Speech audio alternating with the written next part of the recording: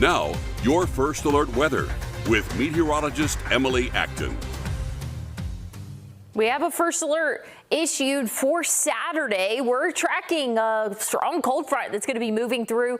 That's going to bring the chance for some strong and potentially severe storms into our area. Timing's going to be early afternoon, or I should say around 1 p.m. and then lasting into the evening, really just giving a big timeline or a big time frame, I should say, as those storms are showing two different times on models here. But damaging winds, isolated tornado. Main thing you need to know is be weather aware after the noon hour on Saturday. But over the next couple of hours, if you have plans this evening, overcast sky conditions, but still pretty warm out there. 61 at 7 p.m. We'll keep the 50s rolling and then eventually overnight seeing those upper 40s. But we're going to have to deal with the fog another morning. So what we kind of saw this morning, pretty similar to what we can expect tomorrow. So give yourself plenty of time out there on the roadways. I know visibility was very difficult early in the morning, and that even lasted until around 10 a.m. for